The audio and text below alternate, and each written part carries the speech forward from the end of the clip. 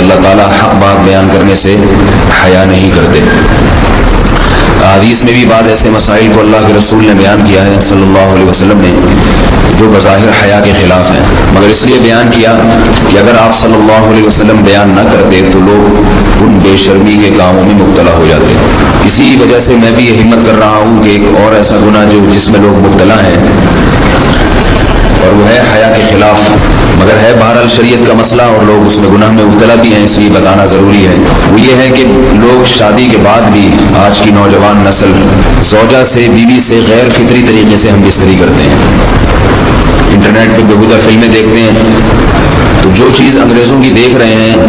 کہ ان کے کلچر آہستہ آہستہ میڈیا کے ذریعے ہمارے معاشرے میں بھی آ رہا ہے۔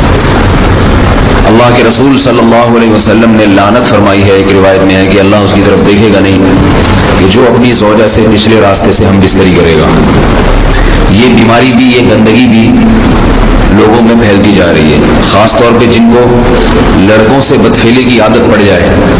تو وہ زوجہ سے فطری راستے سے ہم بستری نہیں کرتے۔ اللہ نے فرمایا کہ نساؤکم حرث لکم، یہ تمہاری زوجات ہیں، بیویاں ہیں، یہ نسل بڑھانے کے لیے ہیں۔ تو اسی راستے میں انسان اپنی خواہش کو پوری کر سکتا ہے جس راستے سے نسل بڑھتی ہے، اس کے علاوہ کسی اور راستے سے اپنی خواہش کو پورا کرنا یہ حرام ہے، گناہ کبیرہ ہے، گندگی ہے۔ ہمارے پاس کیسز آتے ہیں، پاک دامن لڑکی کی شادی ہوتی ہے، لڑکا بھی بظاہر بڑا نیک، لیکن کیا ہے، لڑکا چونکہ ٹھرکی ہوتا ہے، شہوت کا درندہ ہوتا ہے، تو وہ یہ نہیں دیکھتا کہ میں اپنی بری خواہش مٹانے کے لیے میں اپنی زوجہ کو غیر فطری طریقے پر مجبور کیسے کر سکتا ہوں، تو مجبور کرتا ہے پھر اپنی بیوی کو۔ اس میں جو عورتیں زیادہ پاک دامن نہیں ہوں، نیک نہ ہو، یا ان کو یہ ڈر ہو کہ طلاق ہو گئی تو ہم کہاں جائیں گے، وہ پھر اپنے شوہر کے ساتھ اسی غیر فطری طریقے پر آمادہ ہو جاتی ہیں، اور اس کا عذاب اور اس کا وبال یہ ہوتا ہے کہ کچھ دنوں میں ان کو بھی اسی کی لت پڑ جاتی ہے۔ انسان جب بھی کوئی غیر فطری راستہ اختیار کرتا ہے، آخرت کا عذاب تو بعد میں، دنیا کا عذاب یہ آتا ہے کہ پھر اس کو لذت فطرت میں آتی نہیں ہے، جو راستہ اللہ نے رکھے اس میں اس کو لذت نہیں آئے گی، وہ گندگی میں ہی گھسنے کی کوشش کرے گا، اس کی بھی فطرت خراب ہو جاتی ہے، اور جس کے ساتھ یہ بدفعلی کی جائے اس کی بھی فطرت خراب ہو جاتی ہے،